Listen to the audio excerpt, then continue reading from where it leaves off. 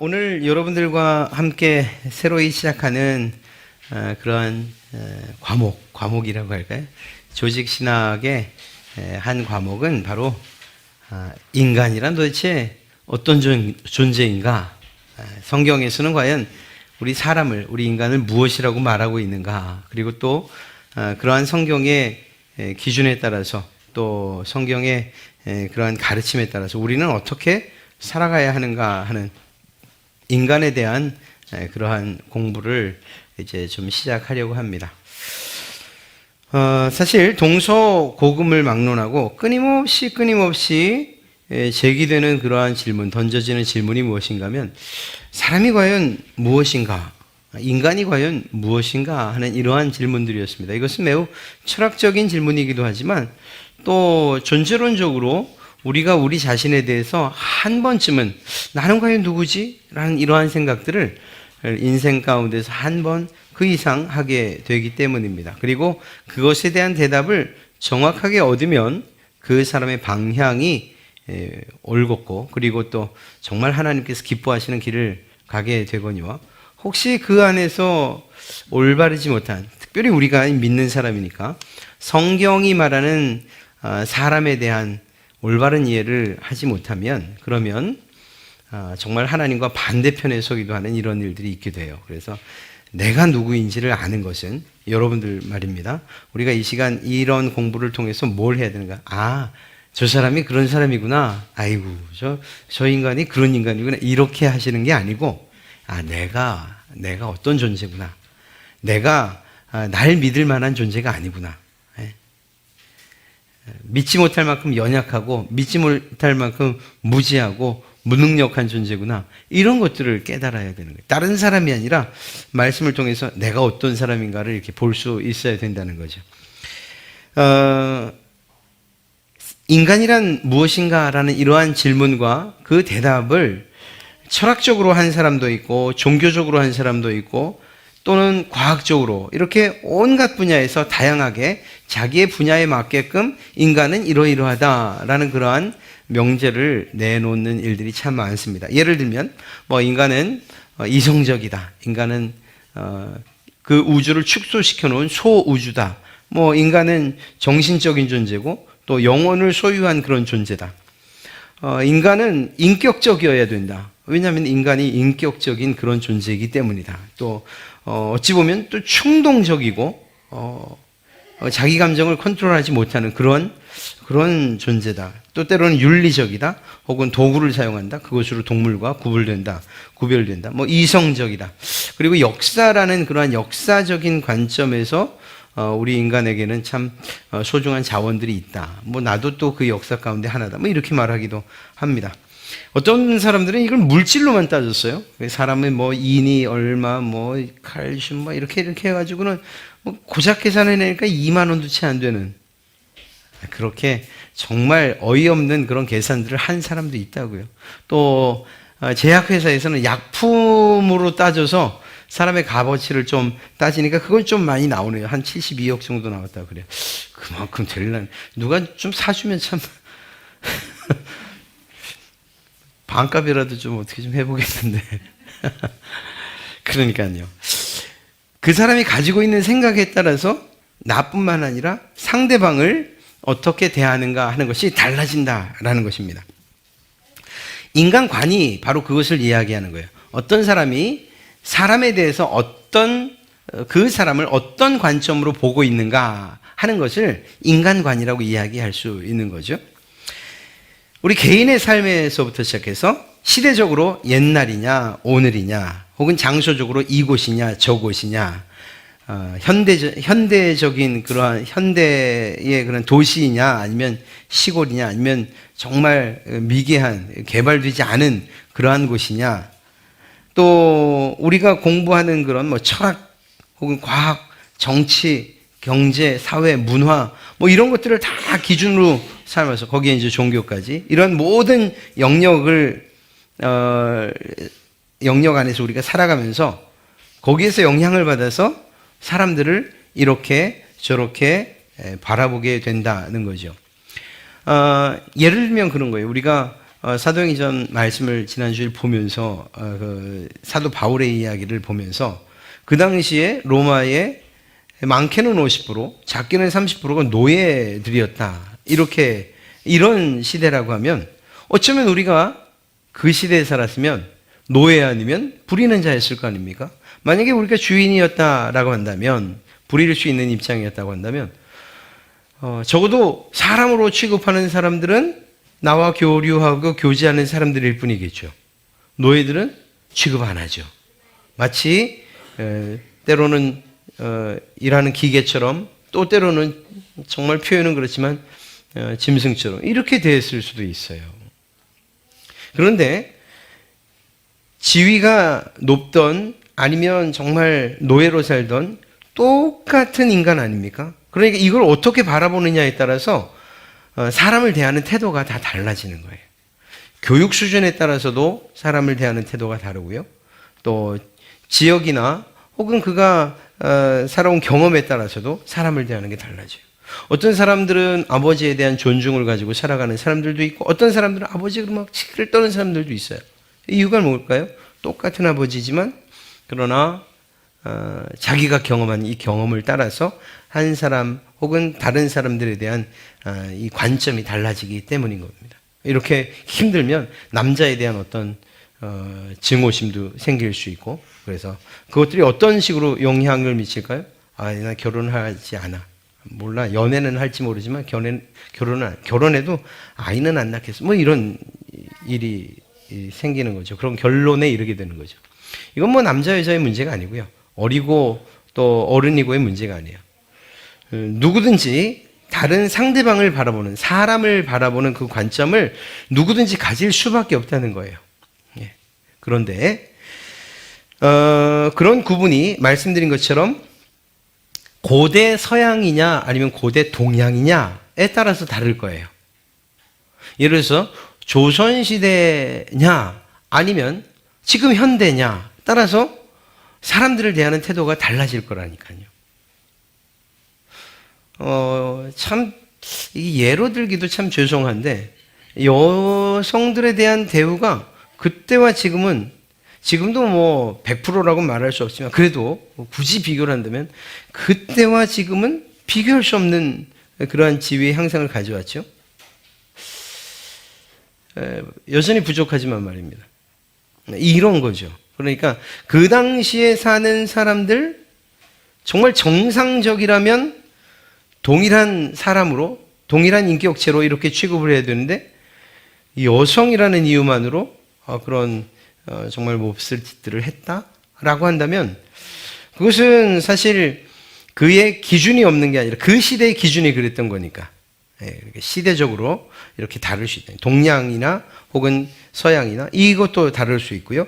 또 때로는 유교적이냐 아니면 도교적이냐 아니면 불교적이냐 아니면 히브리적인 사고를 갖고 있느냐 헬라적인 사고를 갖고 있느냐 로마의 사고를 갖고 있느냐 이런 것들에 따라서 그러니까 자기가 자라나고 배우고 경험한 것들을 중심으로 해서 어떤 한 사람을 판단할 수밖에 없다는 거예요. 대할 수밖에 없다는 거예요. 여러분들이 정말 좋은 가정 가운데서 좋은 부모님 밑에서 정말 잘 양육받았으면 사람들을 대하는 것이 부모님들이 자녀를 대하는, 자기를 대하는 것처럼 다른 사람들을 대할 거예요. 예, 그렇죠. 예. 그럼에도 불구하고 지금 말씀드린 지금 이 고대냐 뭐 혹은 현재냐 서양이냐 동양이냐 혹은 뭐 불교냐 기타 등등 지금 말씀드린 환경이든 무엇이든 지금 말씀드린 모든 것들은 그 기준이 각기 다 달라요. 그리고 중요한 것은 무엇인가 하면 거기엔 하나님이 없어요. 그래서 우리는 크게 이 인간관을 이야기할 때 두 가지로 나눌 수가 있는 거죠.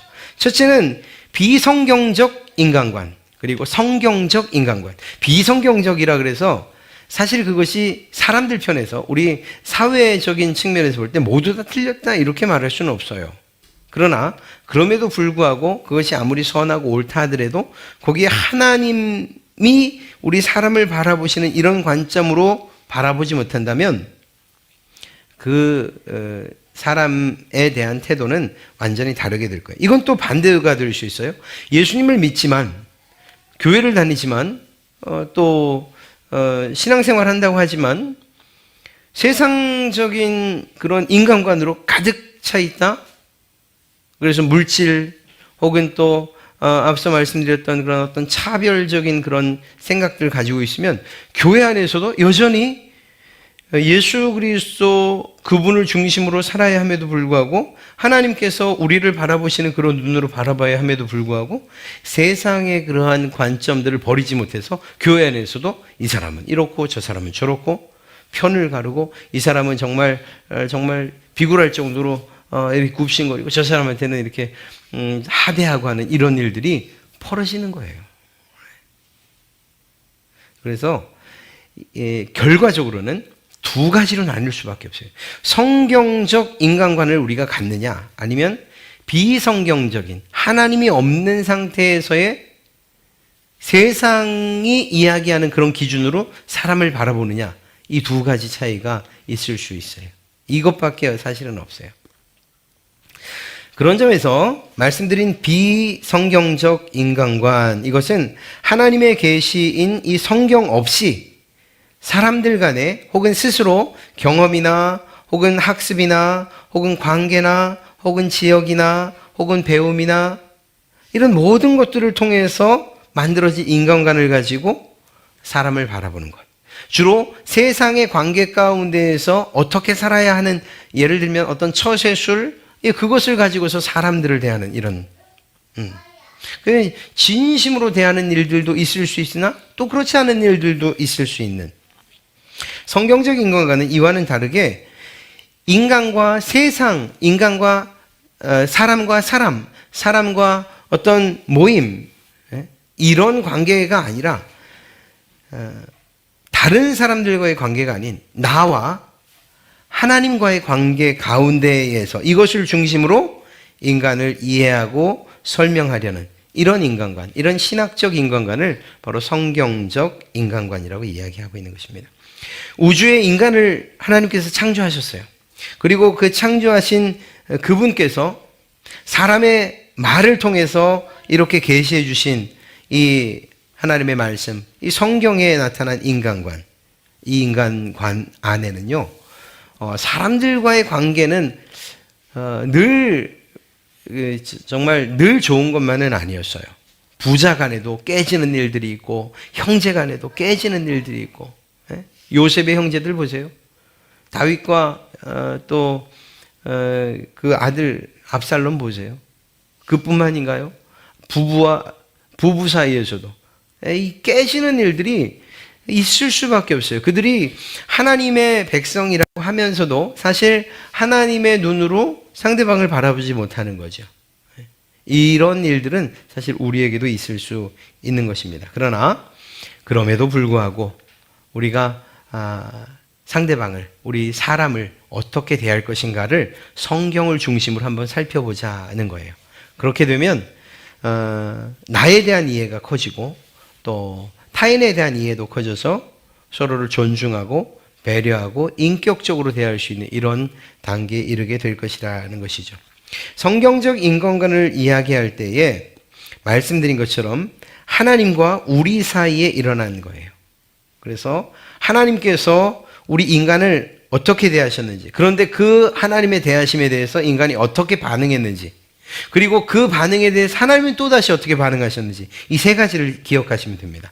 자, 하나님께서 사람을 어떻게 하셨죠? 세상 만물을 창조하신 것과 함께 창조하셨어요. 하나님께서 사람을 만드셨다고요. 큰 줄거리를 보면 하나님께서 사람을 만드셨는데 그 사람이 그 하나님에 대해서 어떻게 반응하죠? 범죄함으로 반응하죠. 이게 죄를 짓는 거예요. 이 죄지은, 그래서 배은망덕한 그 인간에 대해서 하나님은 또다시 어떻게 반응하시죠? 그에게 구원을 베푸셔요. 이 세 가지 관점으로 우리 인간관을 살펴볼 겁니다. 오늘 여러분들과 함께 하는 이야기는요, 이제 한 단원 한 단원씩 좀 깊이 있게 들어갈 것들을 미리 처음부터 끝까지 서머리하고 있는 거예요. 큰 맥락들만 지금 오늘 살피고 있는 거예요. 그리고 그 한 가지 한 가지를 조금씩 깊게 살펴보려고 합니다. 먼저 창조, 타락, 구속, 이 세 가지는 우리 그리스도인들 예수님을 믿는다고 하면, 그리고 정말 바르게 믿기를 원한다면 이 세 가지는 결코 있어서는 안 돼요. 창조와 타락과 구속. 그렇죠? 잊지 않으시겠죠? 창조와 타락과 구속. 자, 하나님께서 우리를 어떻게 대하셨습니까? 창조하셨어요.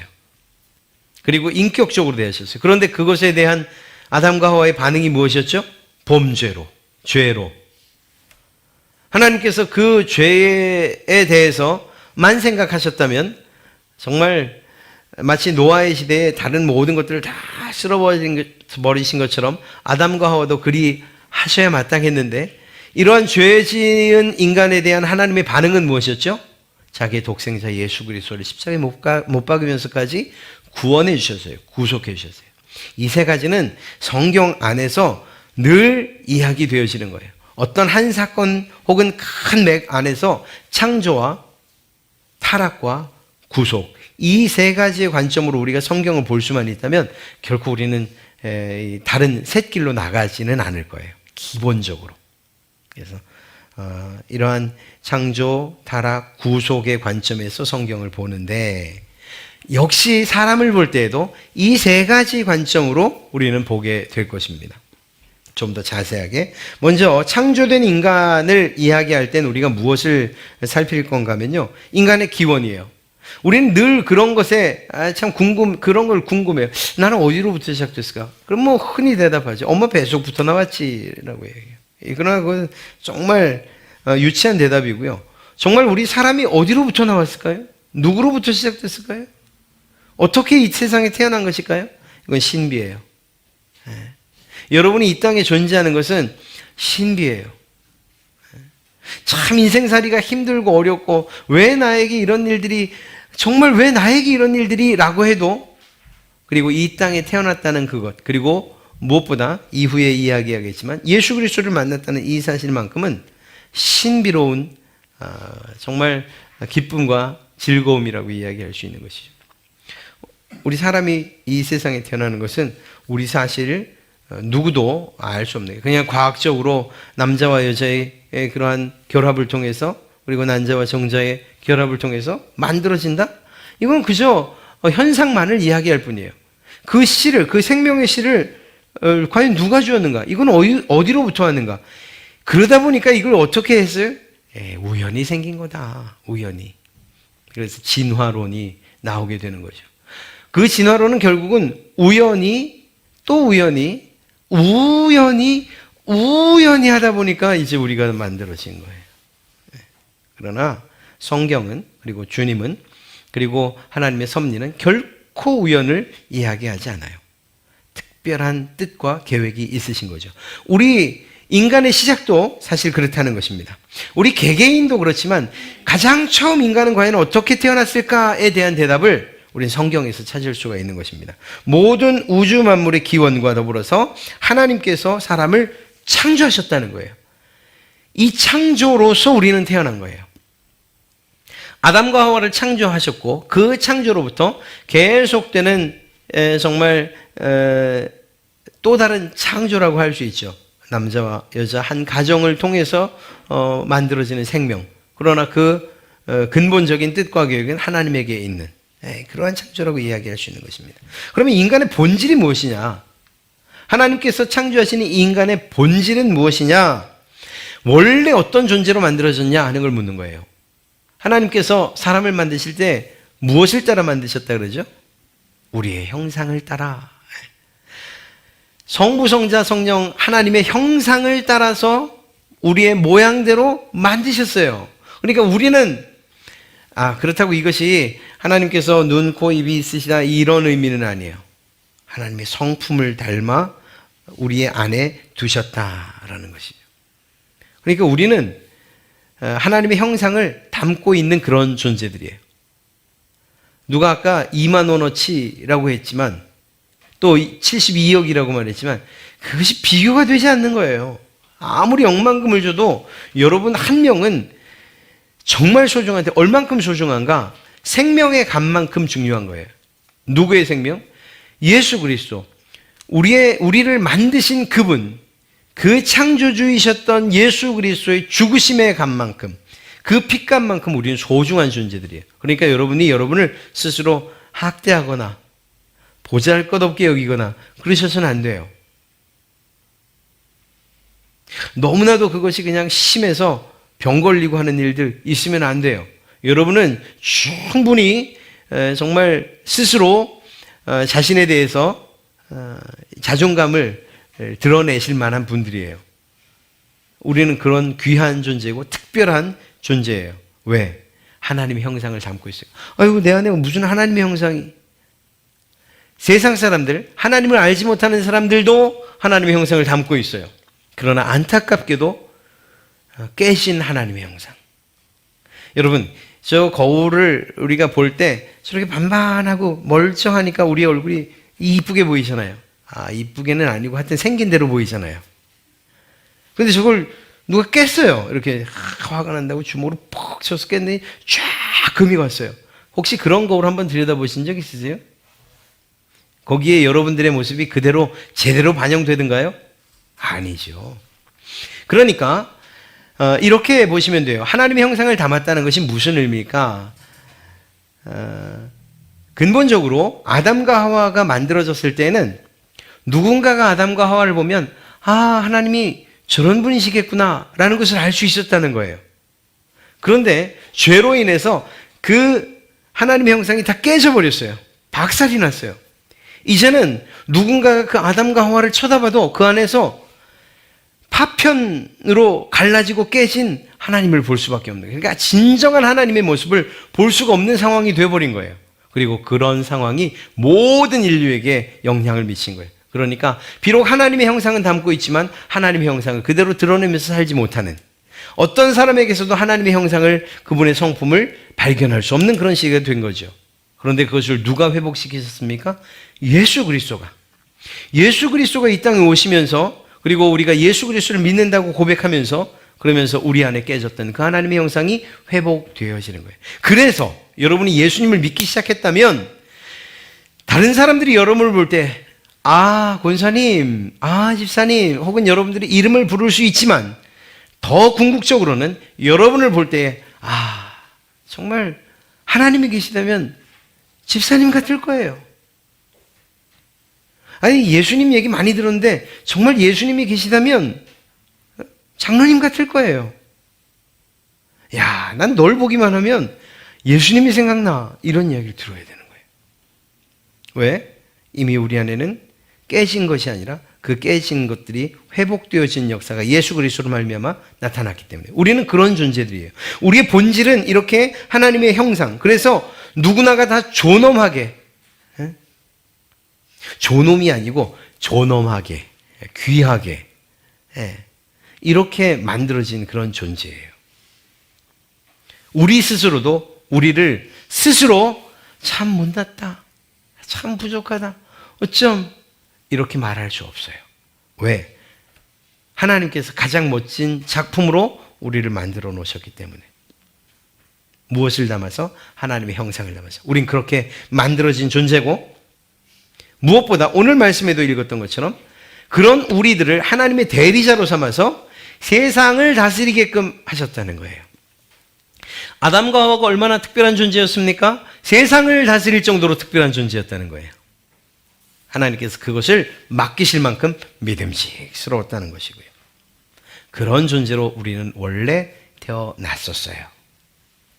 인간의 구성은 무엇일까요?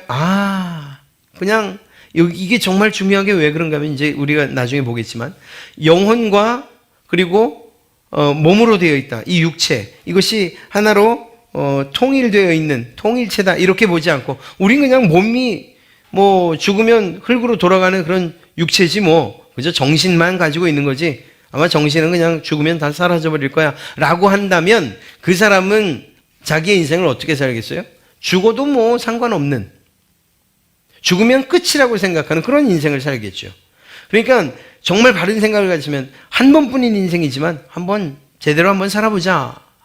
성실하게, 착하게, 선하게. 그렇게 했지만 정말 마음을 나쁘게 먹었다면 야, 뭐 한 번뿐인 인생, 죽으면 흙으로 돌아가는 인생, 뭐 이렇게 살 건 뭐 있나? 내 마음대로 한번 살아보지 라고 그렇게 정말 허랑방탕하게 자기의 삶을 허비할 수도 있었을 거예요. 그러나 우린 그럴 수 없죠.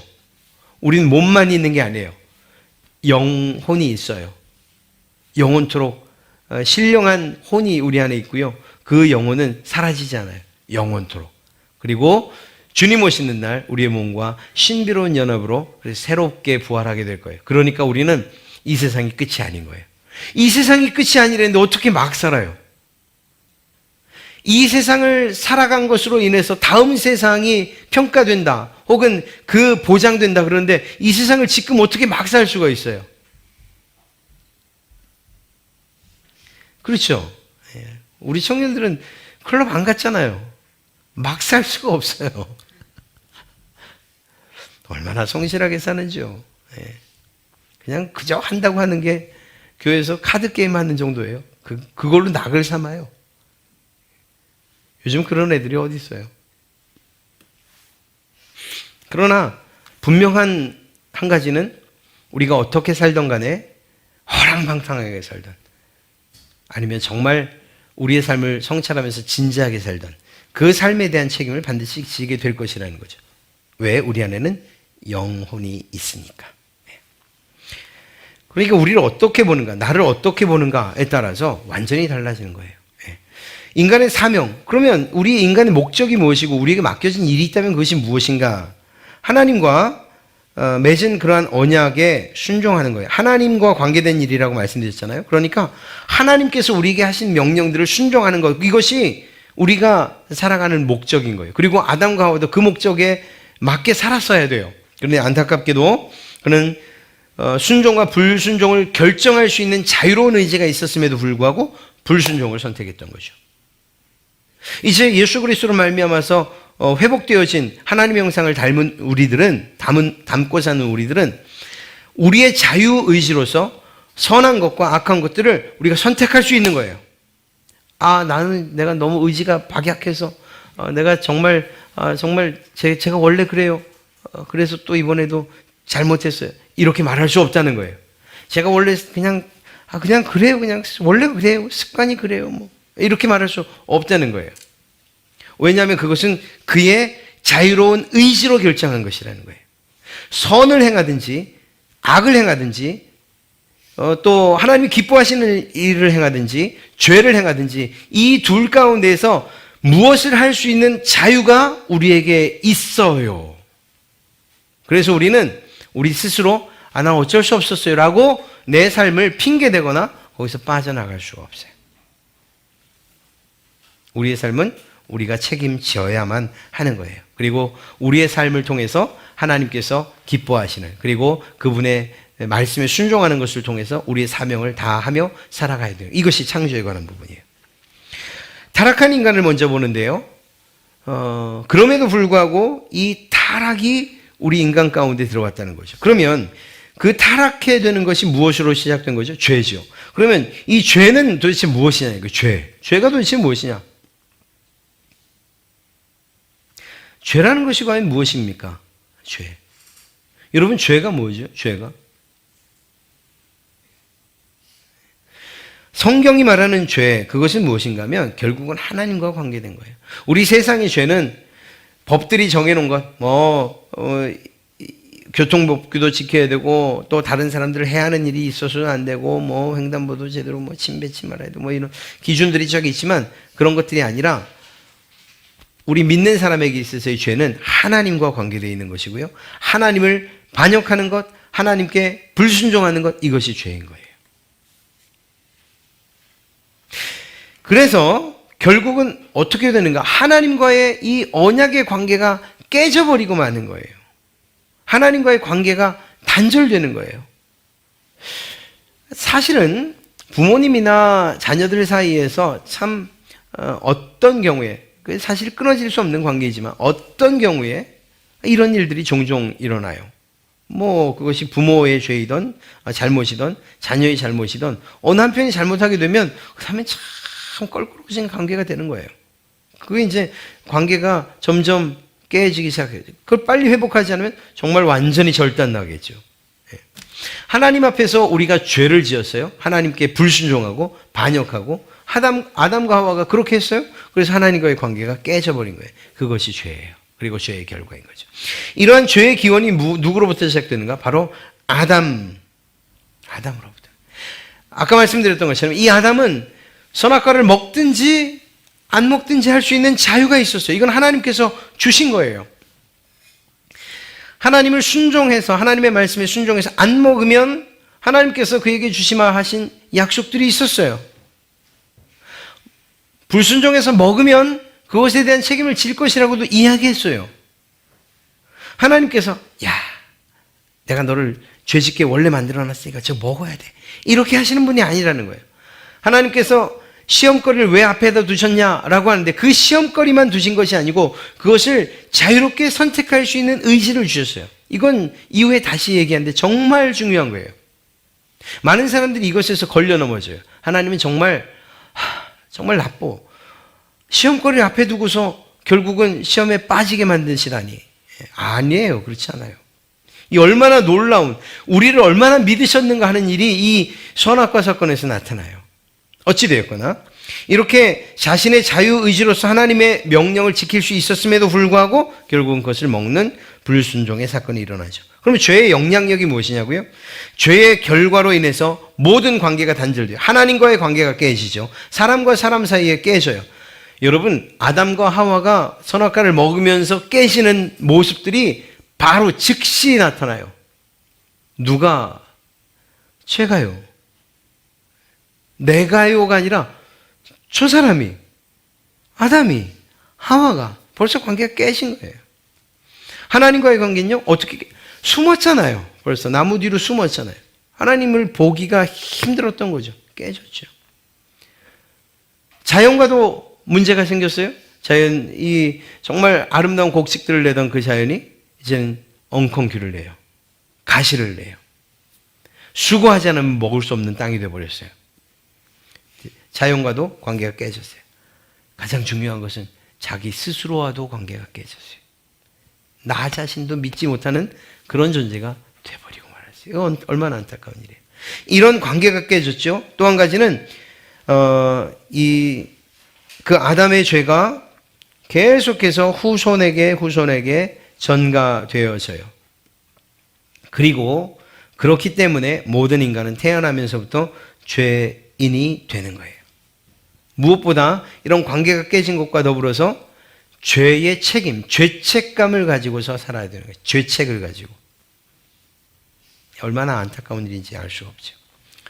그럼에도 불구하고 하나님의 선하심은 그들의 죄, 우리 인간에게서 끊임없이 솟아나는 이런 죄들을 그냥 가만히 내버려 두지 않으시고 어떻게든 그것을 막으려고 하셔요. 억제하시려고. 그래서 하나님께서 때로는 직접 그 일에 관여하기도 하시고, 그러나 대부분은 일반적인 은혜로서 사람들 사이에 법을 주시고 나라를 또 혹은 정부를 통해서 법이나 혹은 또 형벌 이런 것들을 통해서 사회적인 관계 이런 것들을 통해서 죄 지지 못하도록 하나님께서 누르고 계신 거예요. 또 우리 각자에게도 선한 양심을 주셨어요. 누가 말하지 않아도 이게 옳다 그르다를 어느 정도는 판단할 수 있는 선한 양심을 우리에게 주셨어요. 그래서 우리 각자 스스로도 야, 이거는 정말 하면 안 될 일이지. 그럼에도 불구하고 하는 사람들은 그 선한 양심을 묵살하고 자기의 욕심을 따라서 하는 거죠. 그건 적극적으로 죄를 짓게 되는 거죠. 그러나 정말 이러한 선한 양심의 소리를 들을 줄 아는 사람들은 그러면 안 되지. 그래서 하나님을 알든 모르든 간에 자기 스스로 그 죄를 억제할 수 있는, 누가 이 일을 하셨다? 하나님이 이 일을 하셨어요. 이러한 죄 가운데 있는 이 사람들을 하나님께서 구원하기로 결정하셨어요. 그래서 하나님께서 그들을 구원하셔요. 하나님의 이 구원 계획은 삼위 하나님 사이, 즉 성부, 성자, 성령 세 분이 일하신 그러한 결과라는 거예요. 아마 여러분들도 저와 여러 번 이야기했기 때문에 충분히 아실 거예요. 자, 성부 하나님은 우리의 구속을 어떻게 하셨다고요? 계획하셨어요. 하나님께서 인간의 죄, 이미 그들을 만드시기도 전에 그들이 죄를 범할 것을 아시고 그들을 위해서 이 어떤 일, 예수 그리스도 자기의 독생자를 십자가에 못 박기로 계획하셨어요. 그 방법밖에 없다. 얼마나 가슴 아프셨겠어요. 야, 그만큼 우리가 사랑받는 존재라니까요. 그런 하나님의 계획을 성자 예수님께서는 어떻게 하셨죠? 예, 성취하셨어요. 이루셨어요. 어떻게 해요? 하나님의 뜻에 굴복하고 순종해서 십자가에 죽으시는 것을 통해서 그 일을 이루셨어요. 주님께서 그 일을 꼭 하셔야만 됐냐요? 아니죠. 그러지 않을 수 있었지만, 그러나 하나님의 마음과 똑같아 우리를 사랑하신 그 사랑 때문에 십자가를 지신 거예요. 자, 예수님이 가지고 계신 그 몸의 한계, 시간과 공간의 문제를 누가 해결하시죠? 성령님께서. 시간이 2000년이 훨씬 지났음에도 불구하고 예수 그리스도의 마음, 그리고 또 그분의 말씀, 무엇보다 복음을 우리 가운데 심어주시고 깨닫게 하시고 알게 하시는 것을 통해서 구원을 적용시키시는 이러한 성령님의 역사가 나타난 거예요. 이 삼위일체 하나님께서 우리의 구원을 이루고 계시는 거예요. 무엇보다 이러한 구원의 계획은 하나님과 신자 사이에 이러한 언약, 은혜 언약을 따라서 이루어진다는 것입니다. 이 은혜 언약이라고 특별히 이야기하는 이유가 있어요. 우리가 그 구원을 이룰 수 없기 때문에 선물로만 받을 수 있는 것이기 때문에 그것을 은혜 혹은 은혜 언약, 선물이라고 이야기하는 거예요. 제가 말씀드렸죠. 우리가 구원을 선물로 받을 수밖에 없는 이유가 무엇이라고요? 그 구원은 우리가 살 수 없을 만큼 가치가 있는 거예요. 우리가 도저히 어떤 것으로도 살 수 없어요. 돈으로도 살 수 없고요. 명예로도 살 수 없고요. 심지어 우리의 목숨을 내놓아도 그 구원은 살 수 없는 거예요. 혹여 죗값은 사해진다 하더라도 이미 우리의 몸은 영벌로 들어가 있는데 그게 무슨 의미가 있겠어요? 그러니까 우리가 살 수 없는 거예요. 억만금을. 예수님께서 10,000달란트를 비유로 드신 이유가 뭐예요? 그만큼 값진 것이기 때문에 도저히 갚을 수 없는, 도저히 살 수 없는 바로 그것이 우리의 구원이에요. 그래서 선물로밖에 받을 수 없는 거예요. 여러분, 6살 난 아이가 정말 한 10만 원, 20만 원짜리 되는 자기가 갖고 싶은 장난감, 그거 어떻게 할 수 있겠습니까? 방법은 아빠가 선물해 주는 것밖에 없어요. 그럼요. 이 원리를 좀 더 크게 확대시킨다면 우리가 구원받은 것에 대해서 이게 선물이구나 라고 이해할 수 있게 되는 것입니다. 예수님을 중보자로 해서 하나님과 예수님 안에 있는 그러한 신자들과 맺은 5가지 언약이 성경에 쭉 나와 있어요. 아담, 노아, 아브라함, 모세, 다윗 언약이요. 그리고 그것을 이 은혜 언약을 우리는 복음이라고 부르고, 그리고 하나님께서 타락한 인간을 구원하시는 그런 방법, 이것이 바로 은혜 언약이라는 것입니다. 타락한 인간이 스스로 구원을 이룰 수 있습니까? 네버. 결코 그럴 수 없습니다. 우리는 그것을 도저히 감당할 수 없어요. 우리의 공로로는 절대 할 수 없어요. 오직 예수 그리스도만이 하시는 겁니다. 그 뒤에 있는 이 성경적 인간관이 다른 교리들과 서로 미치는 영향은 한번 이렇게 쭉 읽어보시면 충분하시리라 생각됩니다. 사실 이것은 이야기하려고 하면 너무 깊이 들어갈 수밖에 없는 이야기들이에요. 그냥 이게 그러니까 인간론을 공부하지 않으면 구원론을 잘 이해할 수 없구나, 신론을 잘 이해할 수 없구나, 또 교회론을 잘 이해할 수 없구나. 특히 기독론을, 우리의 구원을 위해서 오신 예수 그리스도와 관계된 우리 스스로를 알지 못한 채 어떻게 다른 성부, 성자, 성령님 또 교회와의 관계를 어떻게 잘 이해할 수 있겠어요? 나도 나를 모르는데. 그래서 우리는 이제 앞으로 내가 누군가 하는 걸 이제 살펴보려고 하는 거예요. 여러분 꼭 기억하셔야 돼요. 저 사람이 도대체 누군가, 이걸 하려고 하는 게 아니고 내가 누군가. 이렇게 하시면 안 돼요. 구원은 내가 받았고, 저 사람은 죄인이고, 이러시면 안 되고요. 나는 죄인이고, 저 사람은 하나님께서 존중히 여기시는, 존귀히 여기시는 분이시구나, 이렇게 생각하셔야 돼요. 이거 거꾸로 뒤집으시면 인간 넌 헛배운 거예요. 나는 존귀하고, 저 사람은 죄인이구나, 이렇게 되시면 안 돼요. 그래서 이제 앞으로 우리가 몇 과를 가지고서 공부하게 될지 모르지만 이 인간론을 정말 열심히 공부하신다면 정말 우리의 비참함을 알게 될 것이고, 그리고 결국은 예수 그리스도를 향해서 우리는 스스로 걸어갈 수밖에 없어요. 거기가 유일한 탈출구이기 때문에요.